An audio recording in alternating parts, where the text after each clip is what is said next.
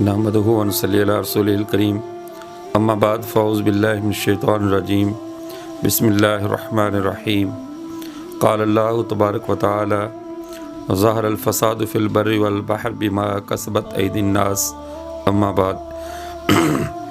मुअज़्ज़ज़ सामीन, इस वक्त पूरी दुनिया एक वबा की लपेट में है और वो इंसान जो मादियत के जंगल में गुम हो चुका था आज रूहानियत के रास्ते वापस ढूंढ रहा है। इसलिए कि इंसान की तमाम अक्ल शऊर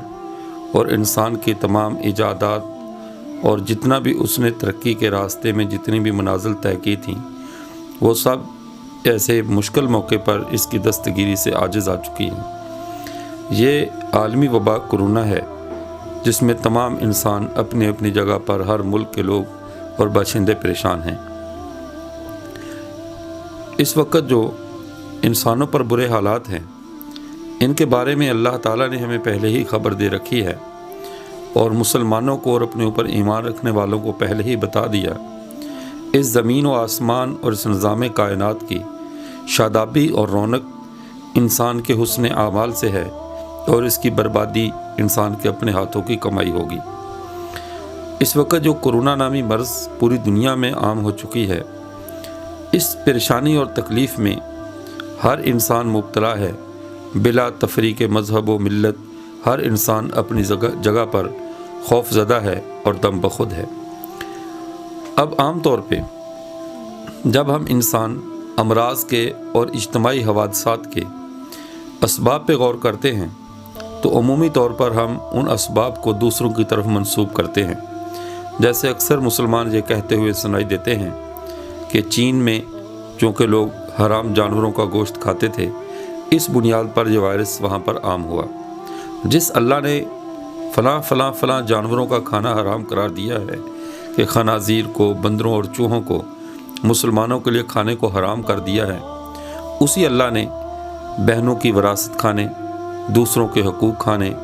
गीबत करके मुसलमान भाई का मुर्दा भाई का गोश्त खाने और इसी तरह अपनी मुलाजमत में ख़यानत करने, इन तमाम चीज़ों को भी अल्लाह ताला ने हराम करार दिया है। अगर तो ये अज़ाब हराम खाने की वजह से आया है तो फिर चीन ही नहीं, दुनिया में कोई भी इंसान मासवाए उनके जिन पर उनका अल्लाह रहम करे और वो ईमान की दौलत से हराम खाने से बच जाएं, किसी न किसी तरह का हराम खाने में हम सब लोग मुलव्वस हैं। इसी वजह से ये कोरोना वायरस भी बिला तफरीक नेको बद और बिला तफरीक मुसलमान और काफिर हर एक को परेशान किए हुए है। और इस अहम मौका पे जो हमारे लिए दूसरा बड़ा अलमिया है वो ये है कि इस सोशल मीडिया का जहाँ पर हमें ये फ़ायदा हो रहा है कि नेक उलमा साले और उलमाए हक्का और मुहक्किकीन की हमें गुफ्तगू सुनने को मिल जाती है, हिदायत मिल जाती हैं। ऐसे ही बाज़ वो कम फहम और जोहला लोग जिनको एक आम सोशल मीडिया पर दस्तरस जिनको है और थोड़े बहुत उन तक रसाई है,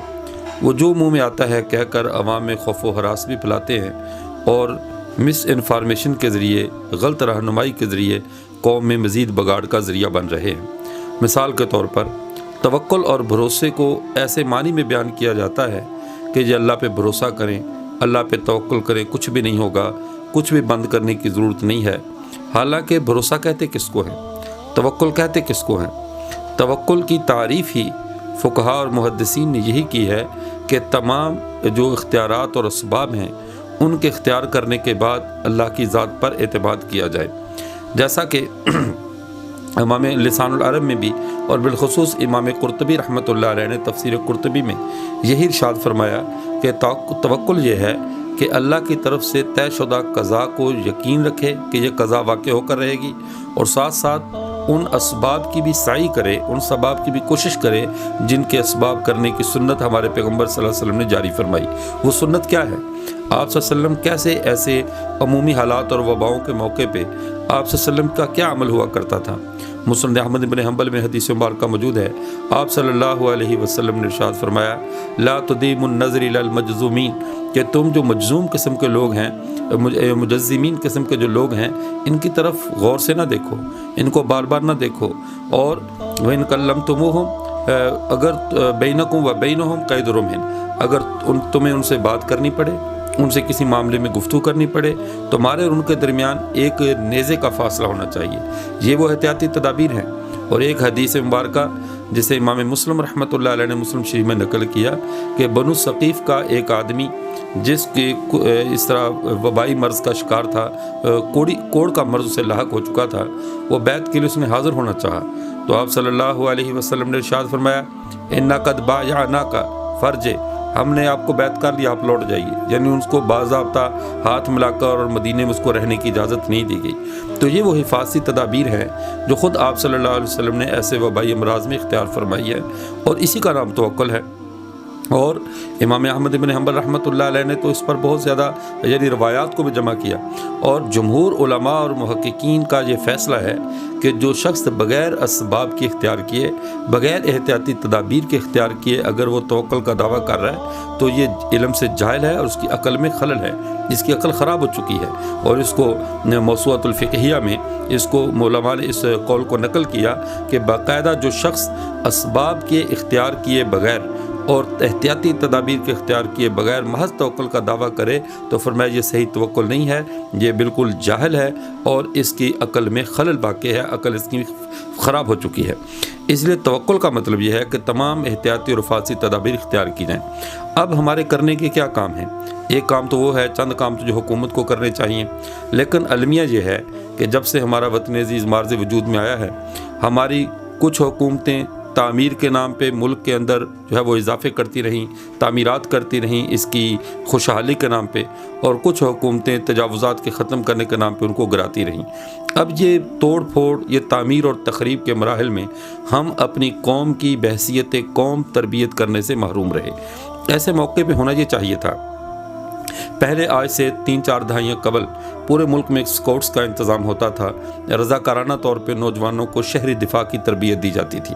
اس وقت 3-4 دہائیوں سے وہ معاملہ ختم کر دیا گیا۔ اب سارے کام کرنے کے لیے تو فوج آئے گی، یا سارے کام پولیس کرے گی، یا کوئی اور ادارہ کرے گا۔ یعنی لوگ صحت مند نوجوان بھی، بوڑھے بھی اور بیمار بھی صرف ہاتھ پر ہاتھ دھر کر جو خیراتی ٹیمیں ہیں، امدادی ٹیمیں ہیں، ان کا انتظار کریں گے۔ ہونا یہ چاہیے کہ حکومت فوری طور پر ہمارے نوجوانوں کو باقاعدہ اسکاؤٹس کی طرز پہ شہری دفاع کی تربیت دے، تاکہ رضاکارانہ طور پر اگر پورے ملک میں ایسے حالات بن جائیں، خدا نہ خواستہ ایسا مسئلہ ہو، تو تمام لوگ اپنی مدد آپ کے تحت ایک دوسرے کے ساتھ تعاون کر سکیں اور ان کو اپنا شہر سنبھالنا آسان ہو۔ اور دوسری چیز جو ہمارے اپنے کرنے کے کام ہیں، حفاظتی تدابیر کے ساتھ ساتھ ہمارے گھروں میں، جیسے علماء بار بار اس پر فرما رہے ہیں کہ گھروں میں رہا جائے، زیادہ میل جول کم رکھا جائے اور اپنی زندگی کو محدود کیا جائے۔ دیکھیں جس طرح اللہ کو اجتماعی طور پر پکارنا عبادت ہے، ایسے انفرادی بھی اللہ ہمارا ہی ہے، اس کو انفرادی طور پر پکارنا بھی عبادت ہے۔ اگر پہلے بوڑھے والدین کو وقت نہیں دیتے، ان کے پاس بیٹھیں اور اپنے گھروں میں وقت دیں اور تنہائیوں میں بیٹھ کر اللہ کو یاد کریں۔ شاید اب اللہ کا منشا یہی ہے کہ ہم اجتماعی طور پر دکھلاوے کی طور پہ باتیں نہ کریں، بلکہ تنہائی میں اپنے گناہوں کو یاد کریں اور اپنے اللہ سے ان گناہوں کی معافی مانگیں جن کی وجہ سے ہمارے اوپر یہ بلا آئی ہے۔ اور ایک اور کام جو کرنے کا ہے، بلا کا زمانہ ہو یا صحت کا زمانہ، عافیت کا زمانہ ہو یا تکالیف کا، ہر حال میں انسان کو اپنا وصیت نامہ لکھ کر رکھنا چاہیے۔ تمام مسلمانوں سے درخواست ہے اپنا لین دین، اپنے تمام معاملات کو لکھ کر ایک کاغذ کے اوپر گواہوں کی موجودگی میں رقم کر کے رکھیں، بلکہ کوشش یہ کریں کہ پیچھے والوں پر ان کو مشقت میں ڈالنے کے بجائے اپنی زندگی ہی میں اللہ نے مہلت دی ہے تو اپنا قرض ادا کریں۔ اگر کسی کا حق اپنے ذمہ ہے اسے ادا کریں، اور کسی کا حق لے کر اللہ کے دربار میں پیش نہ ہوں، اپنے بوجھ کو ہلکا کریں تاکہ کل اللہ کے سامنے پیش ہوں تو کوئی شرمندگی نہ ہو، کسی کا ہاتھ آپ کے گریبان میں نہ ہو۔ ورنہ کم از کم وصیت نامے میں اپنا وصیت نامہ لکھ کر رکھیں، اس بلا کے زمانے میں اپنی جیب میں رکھیں، اس کے اوپر گواہ بنائیں، اس کی تصویر بنا کر جن سے لین دین ہے واٹس ایپ پر اس وصیت نامے کی تصویر بھی سینڈ کر دیں، جن سے لینا ہے وہ بھی لکھیں اور جن کا آگے مال و اموال یا قرض دینا ہے وہ بھی لکھیں۔ اور وہ رسا کو مشقت میں ڈالنے سے بہتر ہے جو آپ کے ذہن میں منصوبے ہیں کہ یہ چیز بیچ کر میں یہ قرض ادا کروں گا، یہ کام کر کے یہ کروں گا، وہ سارے لکھ دیں تاکہ بعد والوں کو آسانی ہو آپ کا قرض ادا کرنے میں۔ کسی کے اوپر کسی بھی وقت کوئی سانحہ ہو سکتا ہے، اس کے لیے ذہنی طور پہ تیار رہنا یہ مسلمان کی شان ہے۔ اور پھر بھی اس کے بعد اگلا کام، یہ کرنے کے بعد جب ہم ان دنوں وبا کے دنوں میں سفر کریں تو کوشش کریں اپنی جیب میں اپنا ID کارڈ رکھنے کے ساتھ ساتھ ایک اور احتیاط کریں کہ جس شہر میں جا رہے ہیں وہاں پر اس ملنے والے کا فون نمبر جس سے ملنا ہے اس کا نام بھی لکھ دیں، تاکہ کسی بھی ایمرجنسی میں قریبی جگہ پر آپ کے ساتھ لوگ جو ہے وہ رابطہ کر سکیں۔ اور ساتھ ساتھ یہ ہے کہ اس پریشانی اور وبا کے دور میں ڈرے نہیں، اس لیے کہ ان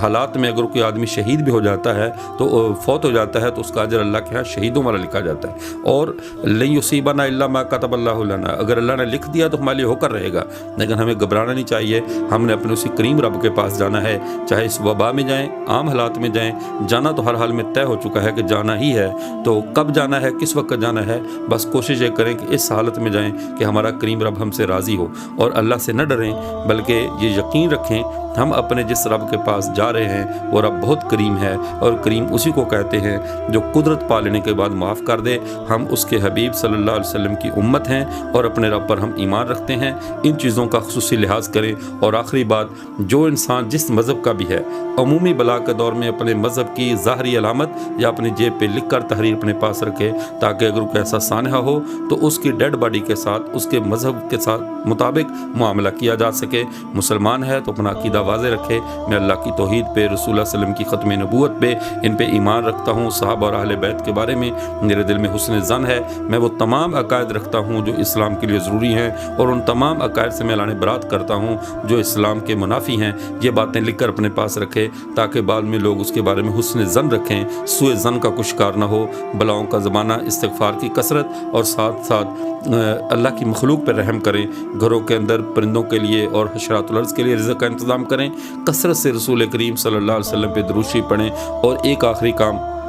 کہ اپنے اپنے گھروں میں، مساجد میں، اپنے جہاں پہ آپ کا حلقہ احباب ہے وہاں رسول اللہ صلی اللہ علیہ وسلم کی سیرت پر کسی کتاب کی تلاوت شروع کریں، کثرت سے درود شریف کا اہتمام، رسول اللہ کی سیرت کو پڑھنا، یہ انشاءاللہ بلاؤں کو دور کرنے کا ذریعہ ہوگا۔ اللہ تعالی ہم سب کی، ہمارے ملک کی اور تمام انسانیت کی اس ناگہانی بلا سے حفاظت فرمائے۔ وآخر دعوانا الحمدللہ رب العالمین۔